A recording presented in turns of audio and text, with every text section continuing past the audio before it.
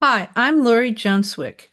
I write historical novels that shine light on women whose religious agency and importance and contributions I feel have been left in the dark.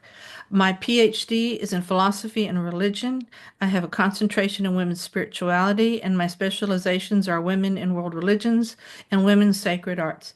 So I feel pretty uniquely well qualified to start my new vlog series, which I'm really excited to bring to you during Women's History Month.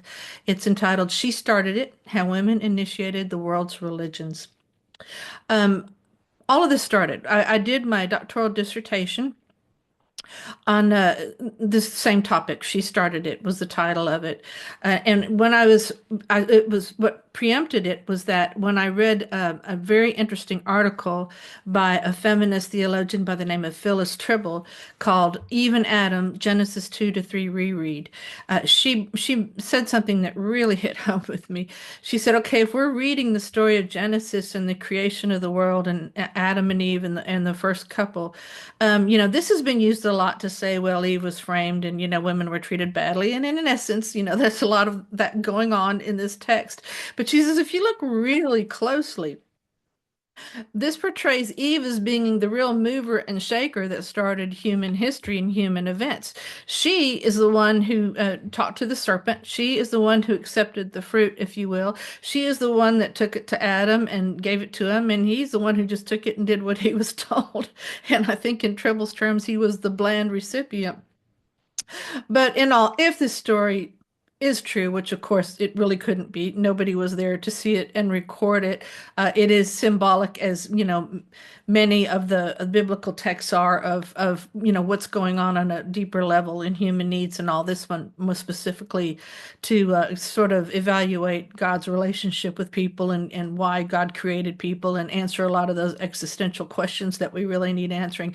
But in the long run, if we take this text at face value, Eve was the mover and shaker that really started humanity, if you will, and the way that things went down. So anyway, I kept this kind of in the back of my mind as I went through my theological studies and started teaching. I taught a lot of classes like Christian theology, a lot of biblical classes, many classes in world religions, which is still one of my favorite classes to teach. And my most favorite class, I taught some graduate classes in women in world religion. But when you really study what happened throughout religious history, not just through the Jewish Christian tradition, but the different religions of the world, there were many instances that popped out where women kind of initiated something, and in the end, men kind of got the credit for it. So anyway, my purpose is every month in this blog and in the books that I write about women in world religions is to sort of show how women were at the root of what happened in religious history and to celebrate it, that, if you will.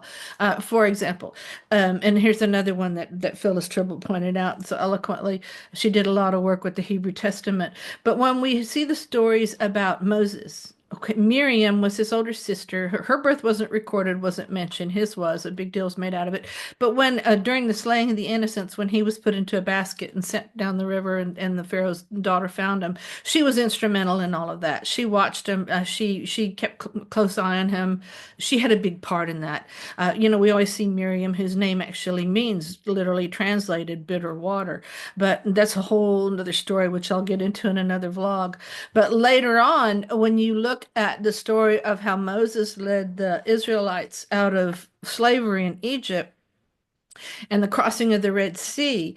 Another essay that Tribble entitled Bringing Miriam Out of the Shadows, we see that there is, Miriam has this really brief Song of the Sea, which she starts to sing, and she's leading, it looks like women at this point, through the parting of the seas with her timbrel, which would have been like a little drum, and her song and her dance. And then this is kind of awkwardly placed right before a longer, more elaborate Song of the Sea of Moses. Well, besides just Tribble, a lot of biblical exegetes, in other words, people who now go back and study the text of the Bible based with a lot of new anthropological and literary and all different kinds of tools that we have, are going back trying to see really what was going on, not just in these texts, but in these actual societies. And it looks like Moses's Song of the Sea was inserted later to sort of preempt and show dominance over Miriam's. So, I mean, she may, whether or not she was instrumental in, starting the crossing of the Red Sea and the Exodus out of Egypt, whether or not the story actually really happened. If we look at these texts and take them at face value, Miriam probably deserved a lot more credit than she actually got for what happened in this very pivotal event in human history. Another one that I noticed when I was studying the New Testament is that when Jesus started his ministry after his 40 days in the desert, he was at the wedding at Cana. And this is his very first miracle. Did he just say, "Oh, I'm going to do this miracle now"? No. Mary, his mother, provocated it. She was the one who said, "Son, the wedding couple has run out of wine," which I guess was, a big grievance, a big, very embarrassing at the time. And he challenged her. He said, "Mom," he said, he called her woman in the Gospel of John, and he said, "My time has not yet come." And she just turned to the servants and said, "Bring him this, bring him that, do what he tells you." And she just set him up anyway. And then, of course, he did. He turned water into wine, and if we were, according to this text, that wine was better than the original wine that they had, and that kicked off his ministry and his signs or miracles. John referred to them as signs in his particular gospel. But Mary was instrumental about. She was one who really kicked him out of the nest and into his life and into his ministry, even after he protested. Another fun one. A little later in Christian history, we have the great Cappadocians, the three Cappadocians who are known as fathers of the church in the East, in Anatolia, one of which was Basil the Great, who started was credited for starting the first monasteries and writing the first rule of monasteries. Many monasteries even today follow the rule of Basil. But when we read the text written about his sister Macrina, of which there are many, she actually set up the first monastery, wrote the first rule. He was a part of that, and took her concepts of doing a monastery and used it for starting his own. So she really was his teacher in how to set up a monastery, and she really didn't get credit for it. Some people today call her the fourth Cappadocian, but I don't really think that's fair, especially since their other brother, Gregory of Nyssa, who was Macrina's younger brother, is known as the father of Eastern mysticism. He was considered a great mystic, wrote really great mystical works. Uh, Definitely a very deep person, but within his many writings, he comes out and says that Macrina was his mystical instructor. And he elaborates on sitting at her feet and listening to her teach and her wisdom. And it was basically she was the one who taught him this great skill. So again, he got the credit for something that, he probably deserved credit for being a great mystic, but he learned his mystic talents and techniques from his sister Macrina, who was not credited for it. So anyway, that's just another story in history. And then in other world religions, okay, just to touch on some briefly, in the Islam tradition, when Muhammad went to the cave and he prayed, and the angel Jibril came and gave him the revelations from God through reciting the Quran. Okay, after the first appearance where the angel appeared to him, Moses went home to his wife Khadijah, and he was a little skeptical about it. And he explained it to her, and she is the one who convinced him that it was real revelation from God, from Allah, and that he should go back and continue to the recitations and to write the Quran. And interestingly enough, her uncle was called in, and he was consulted too on this, and he agreed that these were real messages from Allah, and that Muhammad needed to go back and continue his instruction. So she really was key. She was the first convert to Islam, if you will. But if it hadn't been for her, who knows if Muhammad would have gone back and continued the tradition. So she's important. She's really important. In the charming story in Buddhism, that when Sakyamuni Buddha, originally named Siddhartha Gautama, after he had his time where he sat under the Bodhi tree and learned the middle path, and went back and started teaching what he had learned and started gathering his own monks, he started a community called the Sangha. And he was adamant that only men would be allowed in the Sangha. Well, then his stepmother slash um, aunt. I'll let you figure out the dynamics of that on your own. But according to the story, she walked hundreds of miles through burning sand barefoot and affronted him and told him all the reasons why she thought women should be allowed to be in the Sangha, and he relented. So because of her, and her name is, oh gosh, I probably shouldn't have got myself into this. I'm gonna have to look this up. Her name is Mahaprajnapati, and I just love her. But anyway, because of her, women were allowed to be in the very first form groups of the monkhood and the monasteries of Buddhism. And there's many, many, many more stories, many more things I found. I've unearthed as I'm studying world religions and teaching world religions and going through the history. And I've taken it upon myself and made it my mission to bring this to the women and men of the world because I think it's really important. Our past does inform our present, and it helps us to form a better future. And excuse me, we'll see how good my editing skills are later. But but what I have learned throughout teaching religion, throughout teaching classes in mythology, in ritual, and real anthropological approach to religion, in other words, studying how this formed cultures. Religion was just a major, if not the major way that cultures throughout the world have been formed, how they have developed, how the customs have been developed, how the attitudes of men and women have been developed, how their systems of values to today, because of what happened in these religions when they were formed and throughout history, that really has established the cultures that we live in today. And I think it's really important for women, especially, to look at the religious culture they were raised in, to look at the religious cultures they've practiced, to look at the religious cultures that are extant that they, are thinking about participating in, and ask themselves, does this serve me as a woman? History was written, by men for men to read, essentially, and a lot of women's agency just got left out of it. And some of it that was left in is just not at all healthy for women, and some of it is downright violent. So anyway, these are things I think we all need to be aware of. And also by reclaiming what we did do in history, what women like us did do in history, it really helps establish your sense of self, not only in your culture, but in your own spiritual practice, in your own spiritual light, and in your own spiritual needs. Knowing that women were instrumental in how the world was formed in this way makes a big difference in how we feel about ourselves, in what we teach our daughters and our sons, in how we go forward and how we relate in the world. So I think this is really important. And I'm really excited to do it. So each month I'll focus on a different woman in history that I think was important, who didn't get the credit she deserved, and an aspect of religious or spiritual practice that we now has shaped our world, that we owe to her, or that she had a lot to do with. So that's my plan. My approach.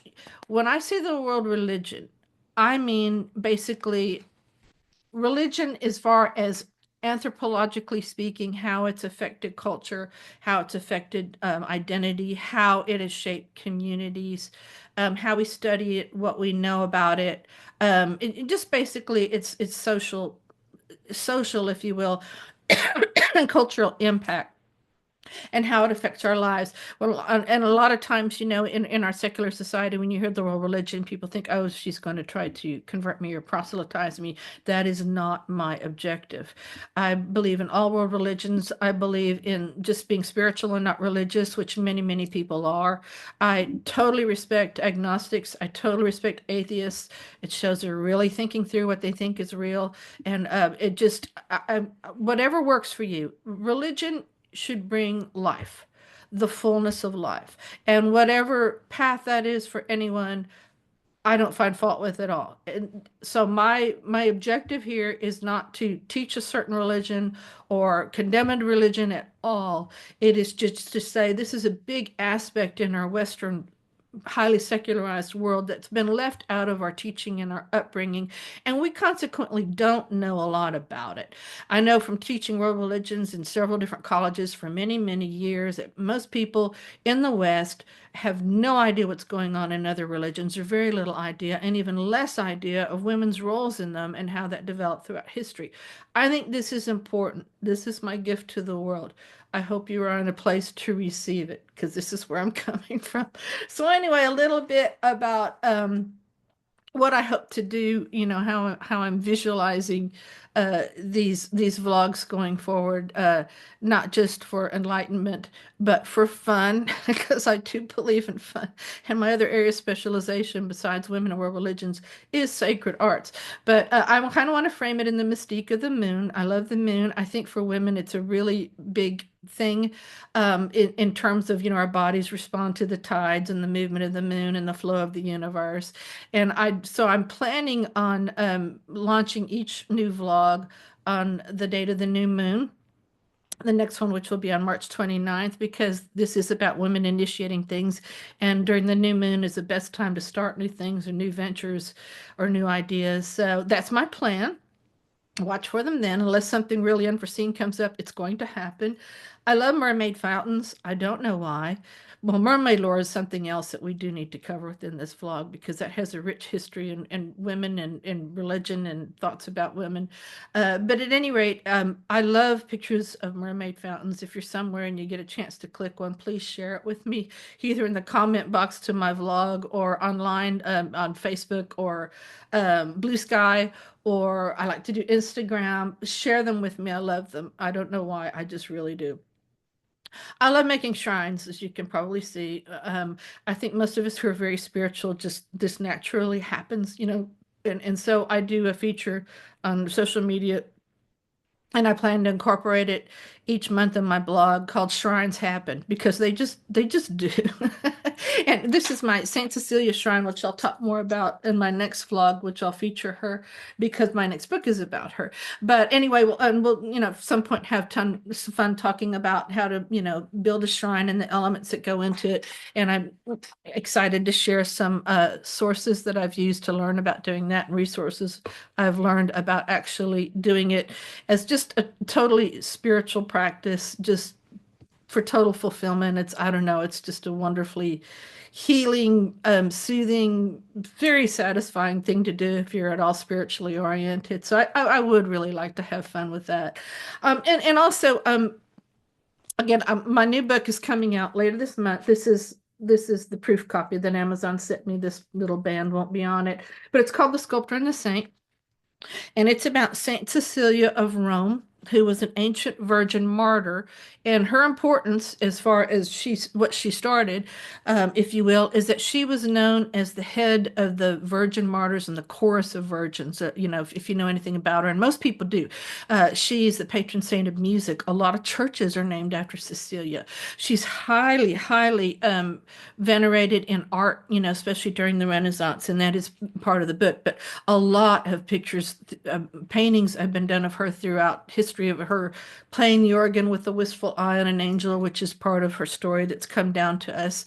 But most of all, my interest in her is that she is kind of the prototype for the ancient Christian virgin martyr cult, if you will, which I think needs a little more exploration, because I think a lot of what has evolved in the Western world, especially as far as gender roles, has a lot to do with that heritage. So anyway, my book is coming out. It's scheduled for March 24th. Whether or not it'll happen exactly that day, we've got some last minute tweaking that's going on, but it will probably happen by the end of this month. And on the new moon of March 29th, I plan to do a vlog segment on her, and I sure hope that you can join me. But before I wrap this up, in terms of hagiography, which I think is totally fascinating, which is the study of saints, And because their fantastical stories are really something. But because St. Patrick's Day is coming up here, I wanted to say a few words about him that most people probably don't realize. He is the patron saint of Ireland. But he was not from Ireland. He was actually born in Scotland. And when he was young, he was kidnapped and taken to Ireland and worked as a slave there for 6 years and finally was able to get freed. He got away. I went back home. Later in his life, he became Christian and he decided it was his mission to go back to Ireland and spread Christianity in this place where he had been actually enslaved. And he did. But part of his legend is that when he went back to Ireland, he drove all the snakes out of Ireland, and that is why there are no snakes in Ireland today. Well, we're beginning to realize from our anthropological studies that that probably doesn't mean he actually drove snakes out, but that he drove the ancient goddess religious cultures out. Ancient goddess cultures, which were really, there were a lot of goddesses within the Druidic Celtic history of Ireland.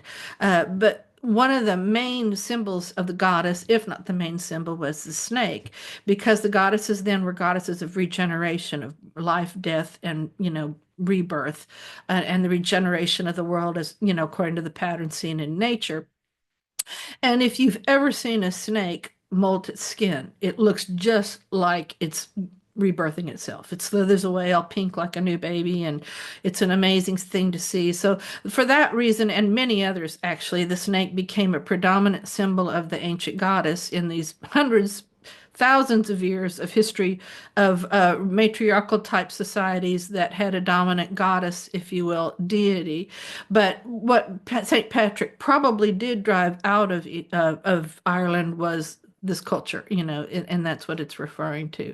So anyway, much more could be said about that, which can be a lot of fun, and I'm sure I will say a lot more about that and things of that nature.